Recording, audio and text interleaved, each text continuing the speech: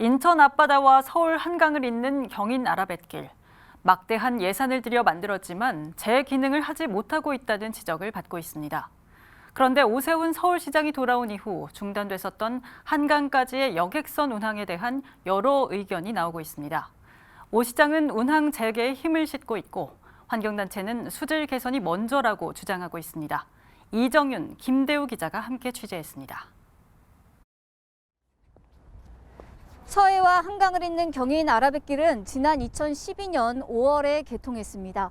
이 들어간 예산은 총 2조 7천억 원에 달하는데요. 한강에서 시작되는 물줄기는 김포시를 지나 인천 서구까지 이어집니다. 총 길이는 18.7km, 폭 80m, 수심은 6.3m입니다. 네, 이 같은 경인 아라뱃길을 만든 주된 이유는 물류와 여객 운송입니다.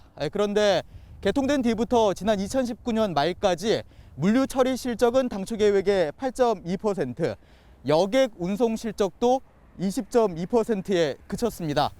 때문에 경인 아라뱃길의 그 기능을 두고 공론화가 시작됐는데요. 지난해 공론화위원회는 이 물류와 여객 운송 기능을 축소하는 대신 문화와 관광 기능을 강화하자는 내용을 권고했죠. 네, 그런데 서해에서 한강까지 여객선 운항을 재개해야 한다는 의견이 나오면서 논란이 분분합니다. 오세훈 서울시장 하면 떠오르는 게 바로 한강 르네상스 사업입니다. 서해와 한강을 잇는 뱃길에 국제 크루즈선 등을 띄우는 것도 한강 르네상스 사업 가운데 하나입니다. 그런데 지난 2011년 오세훈 시장이 시장직을 스스로 내놓으면서 이 사업은 자연스레 없던 일이 됩니다. 이로부터 1년 뒤 경인 아라뱃길이 완공되고 오 시장이 구상했던 여객선이 다니기 시작합니다. 하지만 여객선 운항은 경인 아라뱃길이 개통된 지 2년 만에 중단됩니다. 수자원공사의 한 관계자는 지난 2014년까지 여객선이 다녔지만 여러 이유에서 당시 서울시가 반대하면서 중단됐다고 밝혔습니다.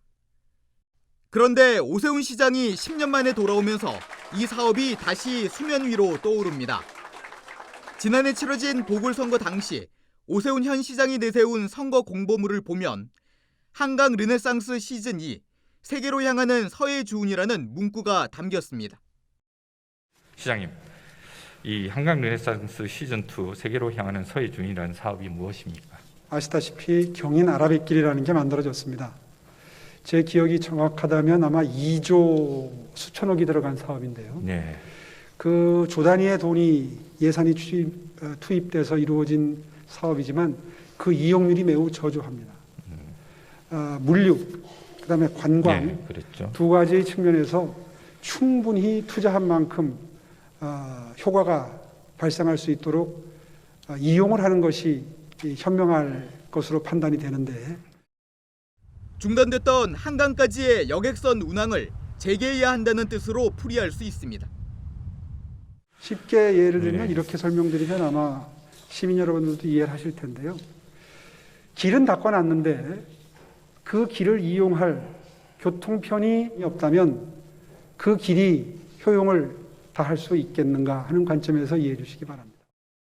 그러나 오세훈 시장이 이런 말을 하기 넉 달 전 경인 아라뱃길의 주운 기능을 축소해야 한다는 의견이 제시됩니다. 본위원회는 시민위원회의 논의 결과를 바탕으로 주운 중심의 경인 아라뱃길 기능과 운영 관리 관련 규정을 조속히 재정립하기를 권고함. 이런 권고에도 오세훈 서울시장은 경인 아라뱃길에 다시 여객선을 띄워야 한다는 뜻을 공개석상에서 밝힌 겁니다. 지속적으로 발생할 수밖에 없는 수백억 대의 유지관리비, 그에 걸맞지 않은 사업 타당성 등을 고려할 때 이 사업이 중단되는 것이 옳은 판단이었다라고 생각을 하는데요. 시장님은 어떻게 생각하십니까? 제 희망은 네, 희망컨대는 충분히 활용될 수 있는 선착장이나 물류 기지를 마련해서 주운 수로로 활용을 하고 그 이용을 극대화하는 것이 투자비를 회수하는 데 도움이 되는 방향이 아니겠나 이렇게 생각합니다. 한편 인천시 역시 경인 아라뱃길에서 한강까지 유람선을 운항하기 위한 뱃길을 개통하는 걸 공약으로 내세운 바 있습니다. 그러나 이에 대한 반대 여론도 만만치 않아 멈춰선 여객선이 다시 경인 아라뱃길의 물결을 따라 서울 한강까지 운항할 수 있을지는 미지수입니다. BTV 뉴스 김대우입니다. 경인 아라뱃길 공론화위원회가 환경부에 전달한 정책 권고문의 핵심은 문화관광입니다. 경인 아라뱃길의 물류 여객 기능을 축소하고 문화관광 기능으로 바꾸자는 겁니다. 또 한 가지 중요한 내용은 수질 개선. 공론화위원회는 4에서 5등급 수준의 수질을 3등급 수준으로 개선하고 중장기적으로는 2등급 수준으로 개선해야 한다고 결론 내렸습니다. 지난해 경인 아라뱃길 수질 농도 변화를 살펴봤습니다. 생물학적 산소 요구량인 BOD는 대부분 하천 등급 수질, 보통 기준 이하지만 나쁨과 매우 나쁨 수준을 기록하기도 했습니다. 특히 화학적 산소 요구량인 COD는 보통 기준을 초과하는 경우가 더 많습니다. 녹조를 발생시키는 클로로필 A 농도는 4월부터 7월 사이 특히 높았습니다. 클로로필 A 농도가 세제곱미터당 100mg을 넘으면 조류 대발생이 발령되는데 최고 400을 기록하기도 했습니다.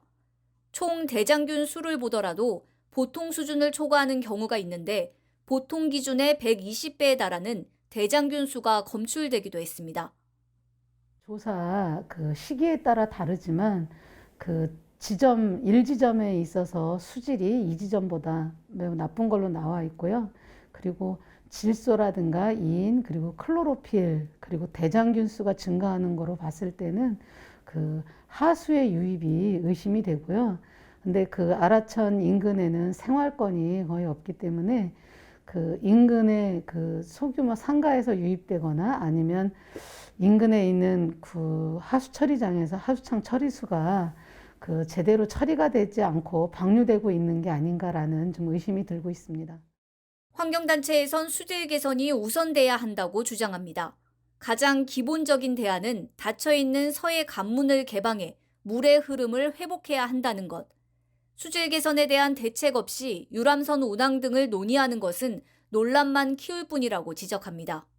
공론화위원회에서는 수질 개선이 좀 시급하다라고 판단을 했는데 물의 흐름을 또 이렇게 더 개선해야 될 필요가 있어요. 근데 유람선을 띄우게 되면 이 상황이랑 좀 배치가 되는 부분이 있습니다. 그러니까 유람선을 띄우기 위해서는 물을 계속 수심을 유지하기 위해서 가둬놔야 되는데 그렇게 되면 수질 개선이 또 어려워지는 상황이거든요. 경인 아라뱃길이 물류 기능을 상실한 만큼 기능을 재정립해야 한다는 데는 공감대가 형성됐습니다. 하지만 활성화 방안을 두고는 여전히 의견이 분분합니다. 환경부는 현재 경인 아라뱃길 기능 개선 방안 연구 용역을 진행 중입니다. 관련 용역은 빠르면 올해 8월 마무리될 예정입니다. 환경부 관계자는 공론화위원회 권고안에 대해 정부가 어떻게 이행할 것인지 용역을 진행하고 있고 당연히 수질 개선 부분도 포함돼 있다고 설명했습니다. 또 관련 지자체들의 의견을 수렴하고 있으며 용역에 반영할지 여부 등도 검토 중이라고 밝혔습니다. 다만 오세훈 서울시장의 서해준 공약과 관련해선 서울시가 공식적으로 환경부에 협의를 요청한 것이 없다고 설명했습니다. BTV 뉴스 이정윤입니다.